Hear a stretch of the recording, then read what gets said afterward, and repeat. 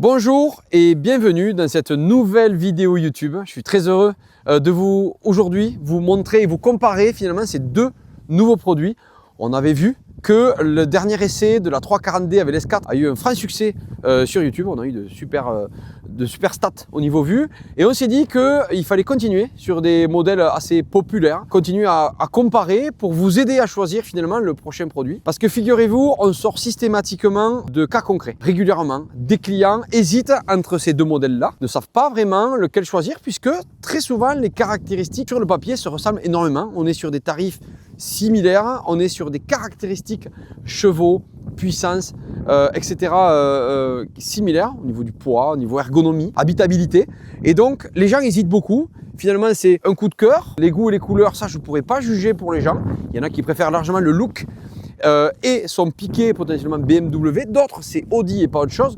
Pour ceux qui sont indécis, je suis là pour ça, pour vous aider finalement à choisir. On a décidé aujourd'hui de tabler aussi sur une nouvelle gamme.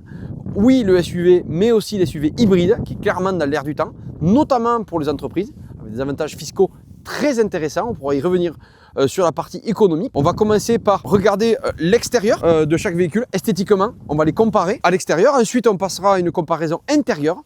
On va finalement regarder un petit peu l'infodivertissement. On va pouvoir regarder pas mal de choses et les comparer surtout l'un par rapport à l'autre. Ensuite, on regardera la partie économique, combien ça coûte concrètement à entretenir, à acheter, la consommation, etc. On va pouvoir regarder ça. On ira ensuite faire un essai routier pour regarder sur un petit match sur l'aspect confort, lequel est clairement le plus confortable lorsqu'on est un rouleur.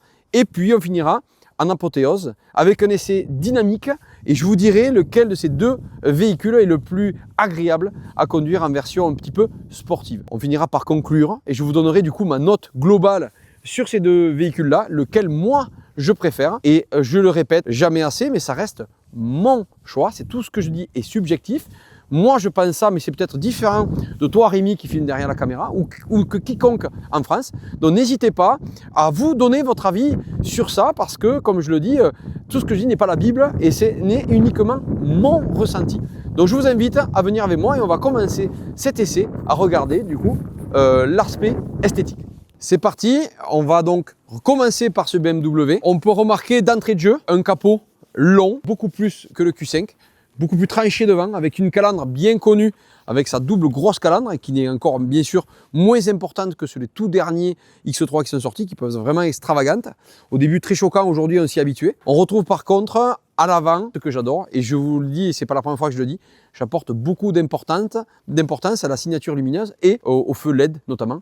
Là on a des feux laser avec du bleu à l'intérieur. Alors là vous voyez un peu de condensation, j'en profite pour dire que la condensation est tout à fait normale. Si vous arrive ce genre de choses, ne vous affolez pas. C'est pas que votre feu prend l'eau, c'est chaud, froid. Je peux vous dire que là, il fait très froid et que lorsqu'on s'est mis au soleil, il faisait, du coup, le soleil a un peu tapé et du coup, c'est ce qui fait cette condensation. Pour dire que ces feux-là, laser, déjà, sont très beaux parce qu'il y a du bleu, c'est signé, c'est magnifique. Vous allez voir prochainement sur cette chaîne une présentation d'une M3 Touring Phase 2 LCI avec ces feux laser et notamment ce bleu mais encore mieux fini. Et on retrouve ici là ces appendices aéros qui sont très tranchants, très coupés, qui font vraiment sportif et on a l'impression en fait d'avoir un X3 M Competition. Or c'est uniquement un 30 quoi. Donc moi j'aime beaucoup cette face avant. J'en profite pour parler un petit peu de la couleur, ce bleu nuit qui est vraiment très beau. On le retrouve un petit peu à toutes les sauces, on le retrouve sur les séries 3, sur les séries 5. Je n'ai plus le nom en tête malheureusement, mais en tout cas, c'est un bleu qui nous plaît beaucoup parce que notre acheteur n'arrête pas d'en acheter. Et c'est vrai que les bleus nuit sont revenus vraiment à la mode par rapport au noir notamment. On a un rendu qui est finalement presque identique sur une voiture foncée classe. Et pour autant, on se démarque un petit peu avec du métallisé bleu qui est très très beau. Je passe un petit peu sur le latéral, on retrouve donc les barres de toit qui sont beaucoup plus grosses que le Q5 et beaucoup plus imposantes. On a l'impression que le X3 est plus gros, un peu plus mastoc, plus gros que le Q5. C'est un tout petit peu le cas. Il est légèrement plus grand et légèrement plus long. Ça se joue à pas grand chose. Ce qui fait la différence sur ces BMW, c'est le Shadowline, les vitres fumées et le contour des vitres noires. Vous avez vu la calandre noire aussi. C'est ce qui fait que le véhicule rajoute ce côté encore plus classe, encore plus beau.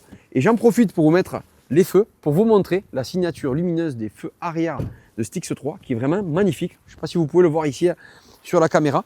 On voit qu'en fait, certes, les bandeaux sont vraiment lumineux ici, mais derrière, c'est un peu du rouge opaque avec un point rouge sur le côté. Moi, clairement, c'est ce qui fait qu'esthétiquement, j'adore cet X3. C'est ces feux arrière. Vous voyez, avec le petit point rouge ici. Et le diffuseur arrière qui est quand même assez impressionnant. Je le répète, hein, on est sur un 32, c'est un 2 litres 4 cylindres. On va parler du moteur juste après. Mais on a pour autant un diffuseur avec des sorties d'échappement assez racées. Un véhicule très tranché, très radical, très dynamique en ligne. Et moi, clairement, j'aime beaucoup l'X3. Autant, surtout l'arrière, j'aime bien l'avant, mais j'aime surtout l'arrière. Au niveau des jantes, là on a encore des toutes petites jantes, c'est du 19 pouces, elles existent bien sûr en 20 mais aussi en 21 pouces. Donc là désolé, on a oublié le bris un peu, mais en attendant voilà, les pneus sont tout neufs, ce sont des Pirelli. Ensuite sur le côté, je voulais en profiter pour parler des trappes. Et bien, effectivement, on a un véhicule hybride, obligatoirement qui dit véhicule hybride dit double trappe. Alors là il faut l'actionner à l'intérieur, mais on a la trappe pour le carburant d'un côté et la trappe pour la recharge de l'autre. On le verra si vous voulez après sur le Q5. En attendant que je suis à l'extérieur, j'en profite aussi pour souligner le fait que, voilà, la trappe ici pour la prise électrique. Je pense que c'est bon pour l'extérieur de l'X3. On peut à présent passer sur le Q5. Un Q5, donc la config, il est noir, c'est du S-Line. Jantes Audi Sport avec du Biton, qui sont assez sympas, c'est une option. Il faut savoir que d'origine, en 50 FSIE, il sort avec jantes grises, tout à fait normal. Ici, on a les feux Matrix qui plaisent énormément. Moi aussi, j'adore cette signature lumineuse. Qui plus est, celle-ci est dynamique, c'est-à-dire que lorsqu'il y a le clignotant, vous savez, vous connaissez bien cette signature de chez Audi qui clignote comme ça. Et puis, on est clairement, ils ont bien rajeuni par rapport aux anciens. Q5, vous savez, on a eu des débats sur les RS4, B9, phase 1, phase 2. Et bien là, on retrouve cette ligne avec ses feux en amande.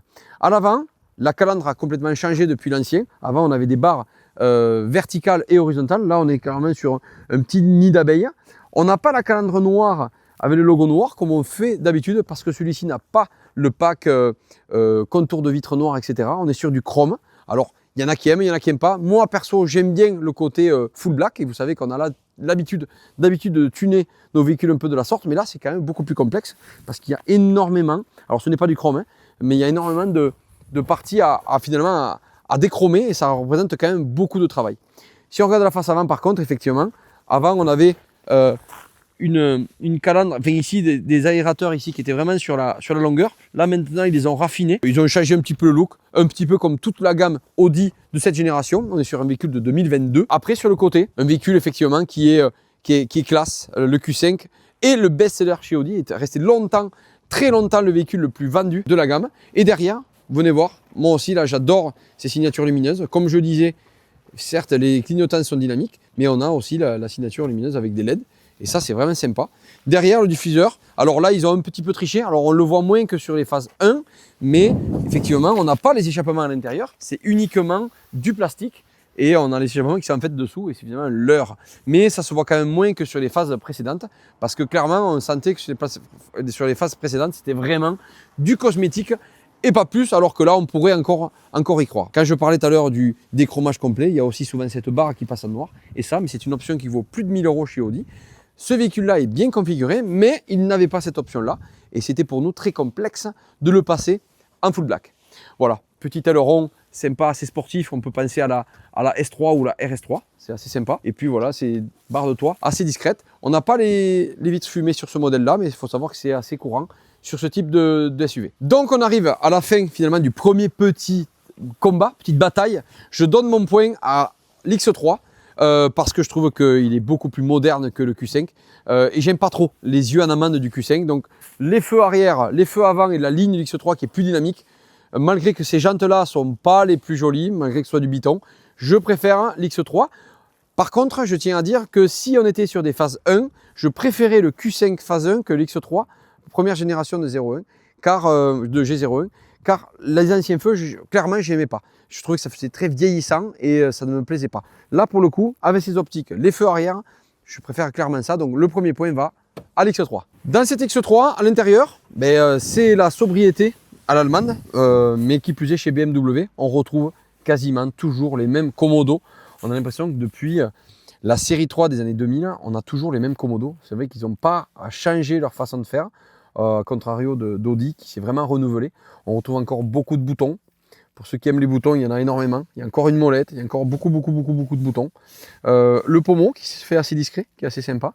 Mais l'intérieur est quand même plutôt, on va dire, classique et traditionnel de chez BMW. Au niveau du Virtual Cockpit, on n'a pas un écran lisse comme chez Audi. On a beaucoup plus d'informations. Oui, je mets le contact. On a encore énormément d'infos. Bien sûr, double jauge électrique et carburant, bien entendu. Et puis voilà, le saut-volant qui, quand même, malgré qu'il soit, il a été revisité ces derniers temps, mais on a encore ces mêmes boutons pour mettre le régulateur. On a vraiment l'impression de retrouver les anciennes générations. Par contre, on a un écran qui est certes un petit peu long, mais pas très haut. Et ce qui est chouette sur ces modèles-là maintenant, c'est qu'on trouve le CarPlay. Ça, c'est vrai que c'est aujourd'hui indispensable pour un véhicule de 2022 parce que c'est quand même, pour moi aujourd'hui, avec Waze, avec tout, hyper pertinent d'avoir l'Apple CarPlay. Néanmoins, on trouve quand même un intérieur qui est pas très ludique par rapport au Q5. Quand on va sur les menus principaux, on retrouve souvent ce type de menu là. On ne retrouve pas forcément, on ne sait pas trop où on en est. Et je sais que moi, pour des gens qui n'ont pas trop l'habitude d'interfaces infodivertissement assez modernes, s'y perdent. En fait, ils ont tout et n'importe quoi, ils ont du mal à s'y retrouver.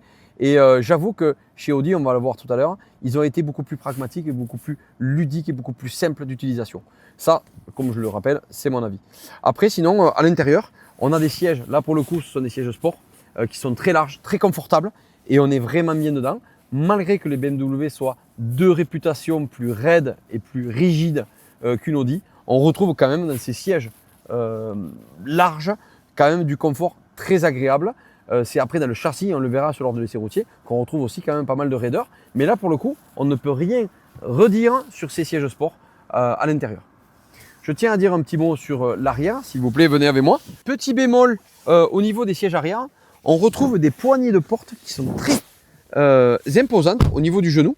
Et en fait, on se rend compte que on a beaucoup moins de place, même si la largeur de la caisse est quasi similaire au Q5, on retrouve moins de place et on est beaucoup plus serré finalement, moins d'habitabilité, notamment à cause de ce poignet. Et lorsque, là je vais parler à des papas ou des mamans, les Isofix sont énormément recentrés vers l'intérieur.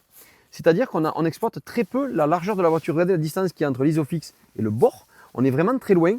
Et pour le coup, je trouve dommage qu'on n'ait pas pu exploiter finalement la largeur des places arrière. Après, c'est un détail, me direz-vous. Si vous êtes le conducteur, c'est moins gênant d'avoir moins de place à l'arrière. En attendant, moi, je me devais de le relever. Au niveau du coffre, on va y aller ensemble. Bien sûr, haillon électrique, de série sur le Q5 et sur l'X3. Par contre, effectivement, étant donné qu'il y a un véhicule hybride, on repère énormément, on perd quasiment 100 litres par rapport à un coffre d'X3 traditionnel, où on a malheureusement juste un petit rangement ici pour mettre le câble de recharge éventuellement, ici, mais c'est tout. Et en fait, on perd énormément de volume à cause de ce faux plafond. Et bien sûr, il n'y a pas de roue de secours pour loger batterie, etc. à l'intérieur de ce X3. Si vous voulez bien, on va passer à côté et comparer le Q5. On va commencer par le coffre, étant donné qu'on est là. Là, c'est pareil, par rapport à un modèle TDI ou TFSI traditionnel, on a une hauteur de coffre, mais malheureusement, on n'a pas le sous-bassement derrière, donc on ne peut pas forcément le rentrer.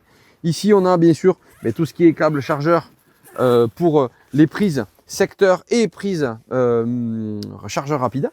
Et donc, bon, là, on offre, nous, on le laisse systématiquement, les barres de toit, qui sont, quand elles y sont, bien sûr, on le laisse, barres de toit, etc.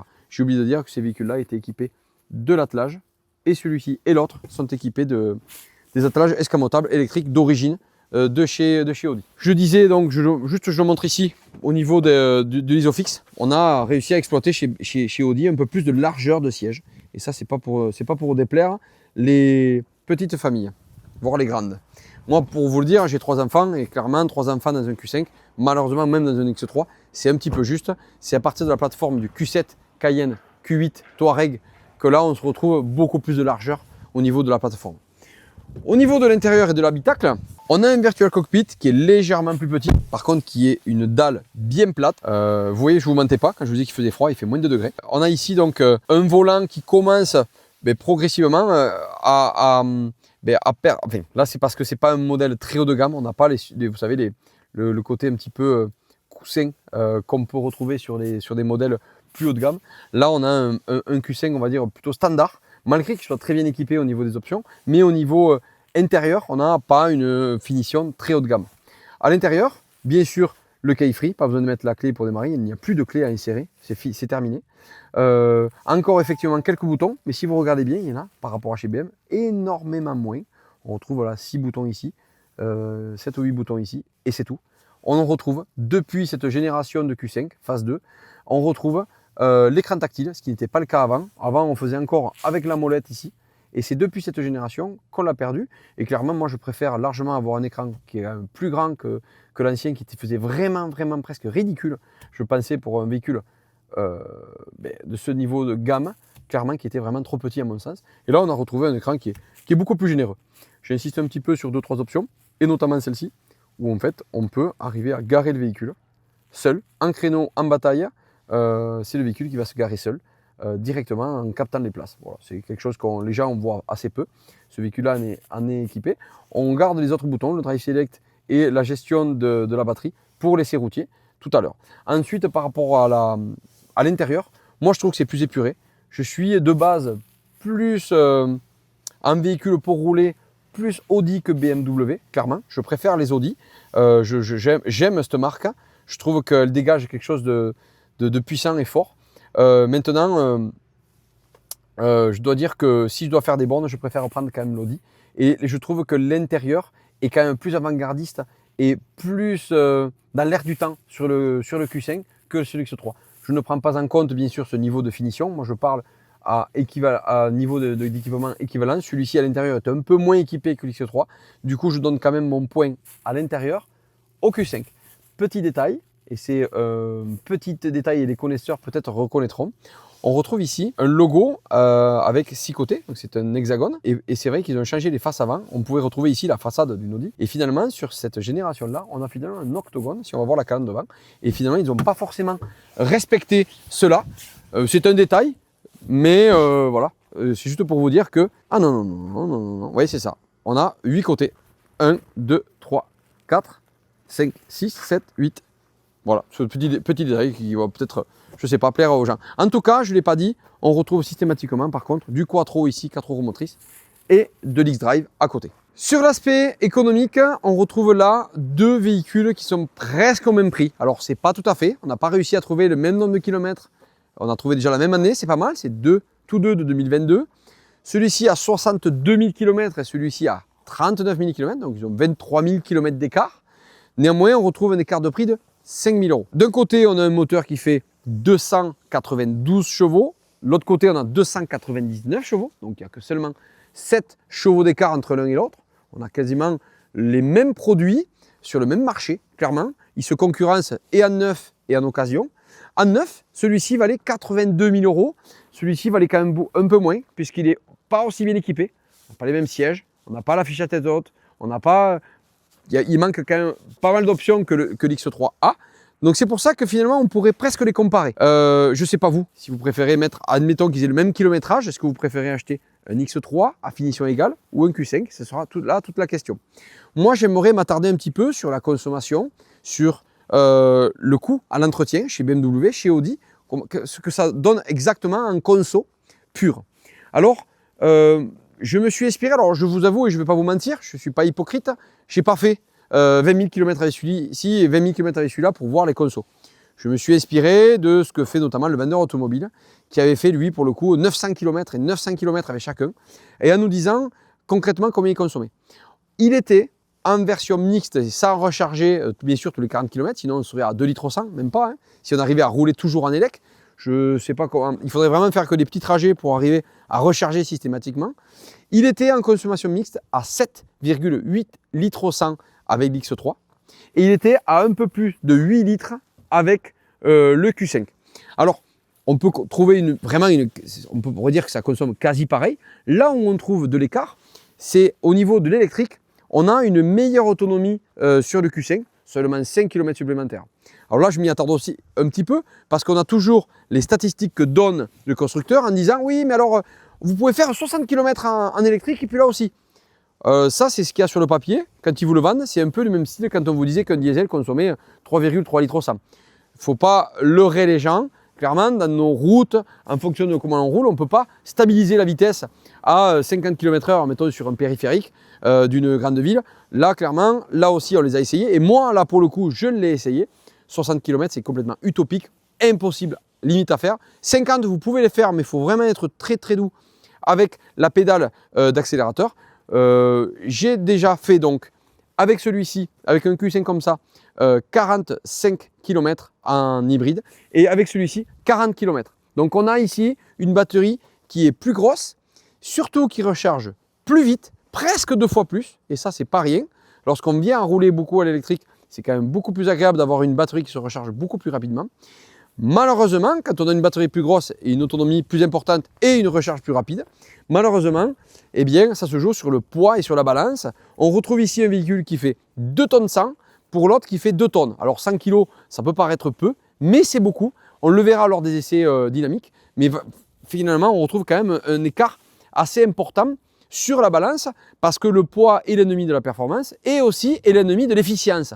Donc plus vous avez un véhicule lourd, plus vous allez consommer. C'est pour ça qu'on retrouve aussi un tout petit écart. Je ne dis pas que c'est que ça, mais on trouve un petit écart en consommation lorsqu'on se sert du thermique. Le thermique, là, ici, on a des 4 cylindres, tous les deux, essence, qui font, donc c'est des 2 litres de cylindrée. Là, celui-ci, par exemple, fait 184 chevaux et cumulé avec un moteur thermique de 108 chevaux. Donc on arrive finalement à 292 chevaux. J'espère ne pas m'être trompé dans les calculs. Normalement, c'est bon, vous pouvez prendre la calculatrice. En attendant, ça reste malgré tout, lorsqu'on vient rouler au thermique, pas un super plan, ni l'une ni l'autre, si vous ne devez jamais recharger. Parce que vous allez vous trimballer du poids en permanence et finalement, vous allez consommer davantage. Parce que le moteur de litre, eh bien, sur un véhicule aussi lourd, il a du mal à se défendre tout seul s'il n'a pas du tout d'électricité pour notamment pouvoir se relancer derrière les ronds-points. Encore une fois, on va pouvoir en discuter lors de l'essai routier. Sur l'aspect entretien, là c'est pareil, on voit régulièrement des entretiens chez BM, chez Audi. On sait à peu près combien coûte une vidange, une paire de plaquettes, une paire de pneus. Alors au niveau pneumatique, on est sensiblement sur les mêmes dimensions. Ici on a du 20 pouces, là on a du 19 pouces. Vous voyez, si vous voulez, ça dépend en fait de chaque produit, mais quand on a du 20 pouces chez Audi et lorsqu'on a du 20 pouces chez BMW, eh bien c'est pas, clairement c'est sensiblement les mêmes tarifs. Souvent, petite différence, c'est qu'on retrouve des dimensions à l'arrière sur les BMW plus larges qu'à l'avant. Et ça, soyez pas étonnés, d'ailleurs ne vous faites pas avoir. Si vous changez vos pneumatiques, ne regardez pas uniquement sur une BM la dimension des pneus avant, parce que ce n'est pas la même que les pneus arrière. Donc faites attention à ça, c'est très important. Donc, sur l'entretien, quand on regarde la main-d'œuvre d'un Audi et d'un BM dans la même ville, on est à 10% près, dans les mêmes tarifs. Au niveau des pièces, étant donné qu'on n'est pas chez RS ou S, et là qu'on n'est pas chez M, on a des pièces qui sont plutôt raisonnables. Alors, il ne faudrait pas le comparer aux tarifs de chez Dacia, mais on est quand même plutôt raisonnable en termes de tarifs, que ce soit freinage, que ce soit entretien, que ce soit bougie. On est les deux sur des tarifs raisonnables en termes d'entretien.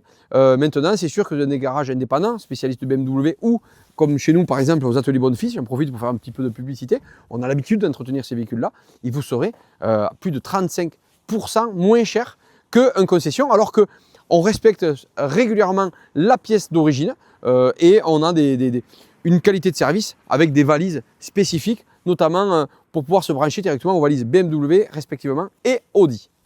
Voilà, donc pour l'aspect économique, moi je dirais que je suis plus pour un véhicule léger finalement, parce que moi je ne vais pas régulièrement me servir de l'électrique.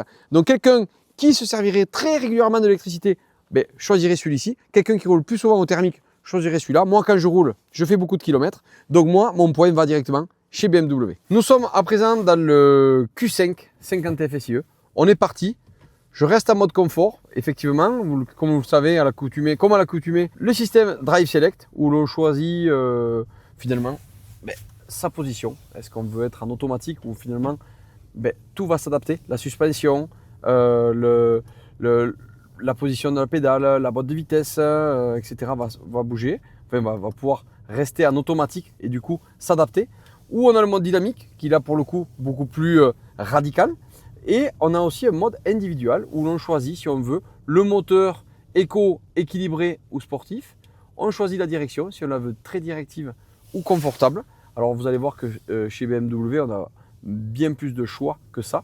Là ça reste finalement assez faible le nombre de choix que l'on a. Malgré que le Drive Select, on est quand même efficiency, confort, auto, dynamique et on a même off-road. donc pas mal de choix finalement, mais ça joue sur pas grand chose. Donc ils nous promettent beaucoup de choses, mais ça joue vraiment uniquement sur le moteur et la suspension. Donc on y va, on reste en auto et on va rouler comme si on prenait une route traditionnelle.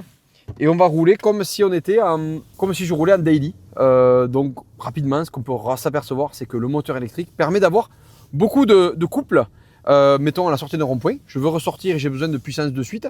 Le moteur hybride électrique permet d'avoir sans inertie de la puissance, alors que le moteur thermique, lui, a besoin non seulement d'être sur le bon rapport, donc c'est une boîte là pour le coup à double embrayage, 7 rapports, il faut le temps que le rapport soit le bon, et puis il faut aussi que le turbo monte bien en pression pour pouvoir partir. Le côté hybride permet une réactivité très intéressante, surtout lorsqu'on est en mode sport, puisqu'elle est immédiate, et ça c'est vrai que c'est plutôt confortable. Après, lorsque je roule là, je suis sur une petite route normalement, en termes de confort, dans l'Audi, c'est plutôt, comme je le disais, assez feutré, ça gomme toutes les imperfections. Par contre, on n'a pas beaucoup de retour au niveau du volant, mais on a une voiture qui est confortable, qui convient bien, dans laquelle on est capable de faire beaucoup de kilomètres. Alors, j'en avais parlé, ces sièges ne sont pas les sièges S-Line, les plus confortables, les plus larges. C'est sûr qu'on perd un petit peu, surtout au niveau de la largeur, mais on sent que la suspension et le châssis, lui, est confortable. Et ça, c'est plutôt agréable, je dois l'avouer, et on se sent bien dans une Audi. Moi, j'ai toujours trouvé qu'une Audi, pour faire des kilomètres, a toujours été plus confortable qu'une BMW, et j'ai l'impression quand même que là, ça se confirme. D'un point de vue transmission, les vitesses, finalement, on ne les entend quasiment pas monter-descendre, puisqu'il y a souvent le moteur, là c'est vrai qu'on est bien chargé, hein, mais le moteur électrique, finalement, gomme un petit peu ses à-coups, puisqu'il, lui, pour le coup, est très linéaire. Et puis donc, on a une auto, voilà, là c'est vraiment une route que je connais, qui est vraiment très bosselée. Et là, pour le coup, on a un confort, une habitabilité qui est très agréable au niveau du volant. On va essayer, voilà, on va prendre une épingle, et lorsqu'il y a du braquage, hop, à la sortie, voilà, c'est très agréable. Je suis de suite à 100 km/h, alors que c'est passé très peu de mètres. Et c'est vrai que c'est le moteur électrique qui donne ce phénomène très agréable pour le coup. Parce que, comme je le dis, il n'y a pas d'inertie. Il y a clairement la puissance qui arrive instantanément. Pour ce qui est du freinage, alors je n'ai pas essayé de solliciter les freins à l'extrême jusqu'à perdre la pédale de frein. Je trouvais régulièrement sur les BM et notamment les séries 3 que la pédale était un petit peu spongieuse. Je ne retrouve pas ce phénomène ici. Je trouve qu'elle est quand même justement assez agréable au pied. Il n'y a pas trop de course et elle est assez perfo. Je reste persuadé malgré tout que sur des véhicules qui font 2 tonnes et qui plus est sur le Q5 qui fait 2 tonnes 100, je pense que si on sollicite trop les freins, rapidement on arriverait à trouver un petit peu la limite de ces freins, quoi. Parce que ça reste des petits freins. On n'est pas sur des M compétitions ici là, sur l'X3 notamment. Et c'est vrai que le poids est l'ennemi aussi de l'endurance au niveau du freinage. On retrouve bien sûr sur l'ensemble de la gamme les palettes au volant, et ça c'est vraiment aussi agréable lorsqu'on veut rouler un véhicule un petit peu en mode manuel, où nous on veut finalement piloter sa voiture. Mais je dois avouer que moi le premier, et même en ayant discuté avec les clients, c'est quelque chose qui est assez peu utilisé, sauf que lorsqu'on conduit peut-être en dynamique et on a envie d'avoir nous la sensation de conduire, mais c'est pas forcément le cas. Petit détail, sur le Virtual Cockpit, on peut changer la vue du coup du Virtual Cockpit, et on a 2 positions en fonction du menu où l'on est, mais on a toujours la position, mettons pour la radio, centrale et avec les compteurs tout petits, ou la position plus importante avec des compteurs beaucoup plus gros, et bien sûr le compteur digital. Je dois avouer que le Virtual Cockpit me plaît beaucoup chez Audi. C'est beaucoup plus, je trouve, innovant que chez BMW par exemple. On arrive au moment où, ce que vous attendez tous, c'est l'essai sportif. Alors, je ne sais pas, il y a bien sûr des gens qui ne cherchent pas la sportivité, qui plus est dans des SUV hybrides. Mais on va partir du coup en mode dynamique en essai routier, d'abord avec le Q5. On est à bord du Q5 50 TFSIe. Je me mets en mode dynamique, ici, tac. J'ai mis la boîte en sport, donc prête à en découdre. Et puis, on a du coup directement, de suite, une direction qui est plus vive, mais déjà dynamique. Même en roulant doucement, on sent qu'on a quand même un véhicule qui flotte, qui prend un petit peu de roulis et qui, on sent, n'est pas du tout dans l'esprit de sportivité. Quand je pense, on passe en mode sport avec un Q5 hybride, c'est pour avoir un peu de reprise peut-être à une sortie de péage, ou pour avoir un peu plus de de répondant lorsqu'on veut doubler, mais c'est malheureusement pas non plus un véhicule sportif au sens propre du terme, parce que c'est clairement pas fait pour ça. Je dois le dire, et qui plus est, cette Audi qui, je le dis, prend un peu de roulis. Alors, on a un véhicule, comme je dis, qui flotte, qui est un peu flou, malgré que la direction passe en mode plus dynamique, on a quand même un véhicule qui est plus flou. Hein, clairement, il n'y a pas photo. Ça prend du roulis, ça s'ouvre. Voilà. Mais par contre, quand on repart, là par contre en mode sport, voilà, là j'ai de la reprise, j'ai un véhicule qui bombarde, et là on ressent clairement les 300 chevaux, parce que n'oublions pas, ça fait quand même cumuler entre le thermique et l'électrique 299 chevaux, et là quand on ressort d'une épingle, on l'a. Par contre, dès lorsqu'on arrive dans un virage, le véhicule a tendance à un petit peu à saturer sur le trait avant, sur le trait arrière, et surtout à trop flotter. Et ça, c'est pas agréable. Moi, clairement, je ne supporte pas les voitures sous-vireuses, je ne supporte pas les voitures qui flottent. Je préfère les voitures un peu plus dures, surtout lorsque je conduis en dynamique. Et je dois dire que c'est pas fait pour ça. Et n'achetez pas un Q5 50 FSIE pour faire de la compétition, hein, clairement. Ne faites pas ça. Là, j'ai enlevé le SP et on va essayer de prendre du coup l'épingle avec du volant et pour voir ce que ça donne. C'est pas mal, il s'en est pas trop mal sorti, mais on sent quand même le poids. C'est surtout ça en fait. On ressent le problème avec un véhicule comme ça, que non seulement oui, il se défend bien parce que il a de la puissance en longie, mais dès lors qu'on prend des versions sinueuses, c'est finalement le poids qui fait défaut. Et clairement, on sent qu'il souffre énormément de son surpoids. 2 tonnes 100 pour un SUV qui plus est avec un centre de gravité haut, ne sait pas se défendre lorsqu'on arrive dans des virages sinueux et qui plus dans une épingle comme celle-ci. Moi, je propose finalement que, après avoir essayé ça, qu'on puisse passer du coup dans le X3 et on va voir si celui-ci a un comportement dynamique, plus agressif, plus racé, plus dynamique, parce que là, clairement, on a un petit peu déçu, surtout lorsqu'on prend une courbe. Autant oui, en longitudinal, on a un véhicule qui fait 300 chevaux, mais clairement pas sur les parties dans les virages. Ça y est, nous sommes dans l'X3 30E. J'actionne le siège chauffant si vous permettez, il fait quand même très froid. On va partir dans un essai routier confortable pour voir un petit peu ce que donne ce véhicule sur une petite route et sur une route traditionnelle. J'ai parlé un petit peu l'autre jour de consommation. C'est vrai que quand on ne recharge pas, c'est quand même très gourmand. Maintenant, on va voir un petit peu l'habitabilité, le confort à l'intérieur de ce véhicule. On retrouve déjà des sièges très larges. C'est des gros sièges qui sont très confortables. Je dois dire que là, clairement, ça me ferait presque mentir sur le phénomène que les BM soient plus durs du moins que les Audi. Là, on a un confort à l'intérieur qui est quand même excellent. Et ils ont vraiment progressé parce que je suis monté dans des X3 de génération un petit peu plus anciens. Et clairement, lorsqu'on avait les sièges cuir, on avait carrément des bancs presque durs à l'intérieur. Et limite décevant en fait. Il y en a beaucoup qui disent que quand c'est dur, c'est inconfortable. Moi, je ne suis pas de cet avis-là. On peut avoir à l'intérieur ferme, mais tout en étant très confortable. Donc là, on est sur une toute petite route. On sent beaucoup plus la route quand même remonter dans le volant et dans le siège qu'avec l'Audi Q5. C'est une route un petit peu défoncée. Et c'est vrai que l'Audi Q5 arrivait à être plus absorbé, à être plus feutré sur la route. Et là, on ressent plus les choses. Mais ce n'est pas du tout pour me déplaire parce que moi, j'aime bien ressentir ce qui se passe sous le volant, sous les roues. Et là, on communique finalement avec la route et c'est beaucoup plus appréciable finalement. Donc moi, de première vue comme ça, à rouler sur une petite route en daily, je préfère rouler avec l'X3 que le Q5. Après voilà, la boîte ZF 8 rapports joue beaucoup parce qu'on a des rapports plus courts. Et elle répond beaucoup mieux. D'une part, elle est aussi moins onéreuse parce qu'elle demande plus d'entretien. Il n'y a pas d'entretien sur les boîtes ZF. Ça, c'est quand même un gros confort. Et par rapport au Q5 qui, lui, faut vidanger, vu que c'est une double embrayage, à vidanger tous les 60 000 km. Donc là, clairement, je ne l'ai pas parlé dans la partie économique, mais ça joue quand même un rôle important, le vidage de boîte à vitesse. Ça peut coûter entre 400 et 800 €, donc c'est pas rien, quoi. Donc là, la boîte, j'en ai parlé, on est bien sûr sur le X-Drive, 4 roues motrices. En roulant normalement, on a effectivement là aussi du couple avec le moteur électrique qui repart à bas régime et le moteur thermique qui prend le relais, un petit peu du même acabit que le Q5. On a quand même une voiture qui est agréable à rouler.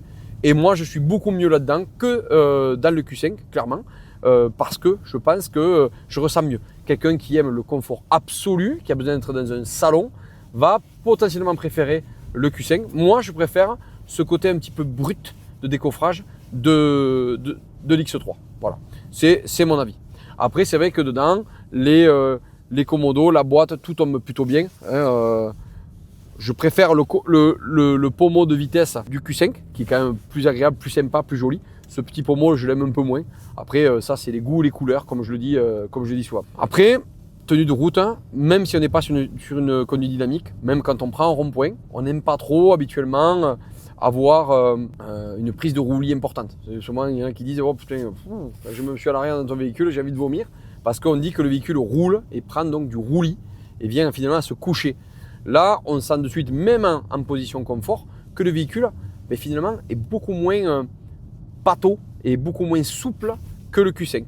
C'est avec les avantages et les inconvénients, bien sûr, comme je le disais. Avantage de véhicule souple, eh bien, il gomme davantage la route et les imperfections. Inconvénient de ça, c'est que obligatoirement, lorsqu'on gomme davantage, on a un véhicule qui est plus mollasson, on va dire, dans les virages.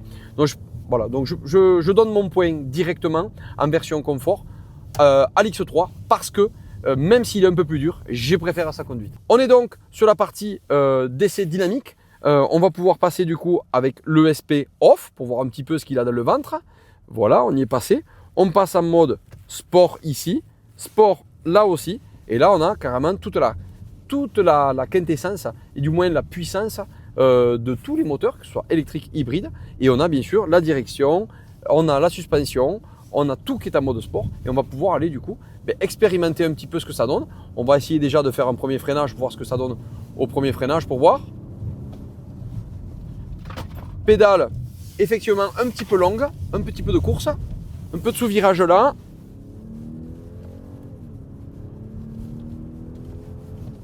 On a moins ce phénomène coup de pied au cul. Certes, il n'y a que 7 chevaux de moins que le Q5, mais on a quand même moins de performance. Le 0 à 100, tous les deux font 6 secondes 1, mais nous, à l'intérieur du véhicule, lorsqu'on accélère plein gaz à la sortie d'un virage très lent, on ressent moins ce phénomène de puissance finalement. J'ai l'impression qu'il y a quand même plus de couple et plus de puissance dans le Q5, ce qui est vrai puisqu'il y a 30 mètres kilos d'écart, hein, c'est tout. Mais en tout cas, dans le ressenti, il y a quand même un écart. Alors on va refaire un essai et on va pouvoir voir du coup ce que cela donne. Alors on voit clairement il fait plus d'à-coups, il est beaucoup plus violent.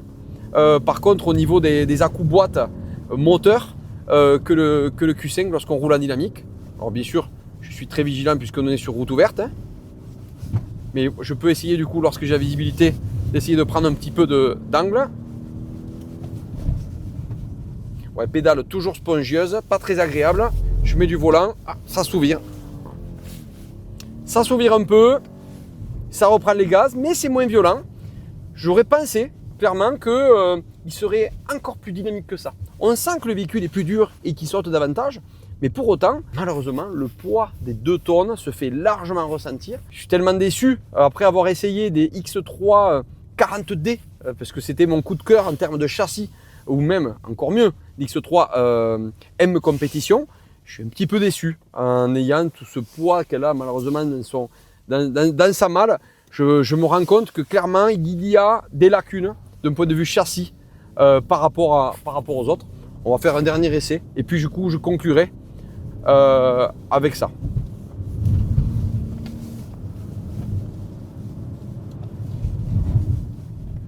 Pédale toujours spongieuse malheureusement. Hop, il y a une voiture, je suis vigilant. Et je mets du gaz. Ah, ça y est. On a enfin réussi à trouver un petit peu de survirage. Effectivement, en mettant moins de volant, c'est vrai que j'exagérais beaucoup le phénomène volant pour voir un petit peu sa réaction. En mettant un petit peu moins de volant vers la sortie, en mettant du plein gaz, on a effectivement un rendu qui est plus agréable, moins porté sur le trait avant. Parce que moi, je ne sais pas si vous me connaissez à force, mais à force de le répéter, vous allez l'apprendre que le sous-virage pour moi, c'est pas tolérable. Et là, on a réussi à retrouver. Donc je pense qu'en fait, en s'adaptant à l'X3, on devrait arriver à trouver un comportement plus dynamique, plus sportif que ce que peut donner le Q5. Je donne donc mon point dynamique, conduite dynamique à l'X3. Avant de passer à la conclusion de ces deux modèles, j'aimerais qu'on parle un petit peu de l'hybride. Parce qu'effectivement, on a comparé aujourd'hui deux modèles hybrides et j'aimerais m'arrêter un petit peu sur qui achète des véhicules hybrides et pourquoi. Je crois qu'il faut bien déterminer au départ quel est le besoin de l'acheteur. C'est-à-dire qu'en fait, vous-même, avant d'acheter, essayez d'analyser si vous allez pouvoir recharger ou pas. Parce que l'hybride, ça peut être une très bonne option dans certains cas, je vais les citer après, mais aussi un très mauvais choix dans d'autres. Parce que si vous n'avez pas la possibilité de recharger, ça va vous coûter très cher et vous allez du coup amener avec vous un poids fou pour finalement rien. La chose très positive, si vous roulez des petits trajets, l'hybride est une bonne option. Ou si vous êtes donc entrepreneur et que vous voulez un véhicule de fonction ou faire plaisir à un cadre, là clairement, vous offrez un Q5 50 FSIE, c'est une super option. Vous aurez pas ou peu de malus, vous aurez une TVS qui sera au ras des pâquerettes. Juste à partir de 2025, ils ont commencé finalement à impacter par le malus au poids les véhicules hybrides, mais avant ça, il n'y avait pas de malus. Donc clairement, aujourd'hui, l'hybride fiscalement, lorsqu'on est dans une entreprise, c'est très intéressant. Par contre, si vous êtes particulier et que vous n'avez pas la possibilité de recharger, attention à votre choix, vous pourriez fortement le regretter, même si effectivement il y a beaucoup de gens qui disent du bien, et c'est le cas, dans certains cas c'est une très bonne option, ça peut l'être vraiment à côté de la plaque si vous ne respectez pas ces données-là. Pour conclure, c'est l'X3 qui a eu la majorité des victoires dans les petits combats que l'on a fait. Je pense que j'ai fait attention à ne pas me laisser influencer par la finition, tête haute, gros siège. On a quand même des options à l'intérieur qui étaient quand même plus évoluées que le Q5. J'ai essayé d'être impartial, mais je crois vraiment que je suis plus à la fin passionné par le dynamisme de la conduite BMW. Là, clairement, je ne suis pas impartial parce que moi, mon premier facteur et ma valeur haute chez moi, c'est la conduite dynamique. Ce n'est pas tout le reste. Donc, je dois dire que j'ai été vraiment agréablement surpris par ce X3, surtout, comme je le disais, par l'LCI. Autant la phase d'avant ne me plaisait pas ou peu. Par contre, c'est vrai que ce Q5, il se défend bien. Il y a plusieurs aspects positifs. On a quand même une interface info-divertissement qui est bien faite, un virtual cockpit qui est très sympa. On a un design quand même qui est aussi joli. Moi, je connais énormément de monde qui sont piqués et qui aiment ce design Audi. Et effectivement, hein, c'est très sympa, surtout lorsqu'on a de très belles finitions. Donc, malgré tout, malgré qu'il y ait une différence de prix entre les deux, je l'avais expliqué, en étant le plus impartial possible, mon choix ira du coup pour cet X3. Je vous laisse donner à vous tous votre avis, parce que comme je l'ai bien répété toute la vidéo, c'est très subjectif. N'hésitez pas à me dire ce que vous en pensez. En attendant, je vous donne rendez-vous très bientôt sur YouTube. N'hésitez pas à vous abonner, à liker la vidéo, à commenter en donnant votre avis, mais surtout en actionnant la cloche pour être notifié dès lorsqu'une nouvelle vidéo sort. Donc à très bientôt pour la prochaine vidéo YouTube et je vous dis à tous, excellente année 2026.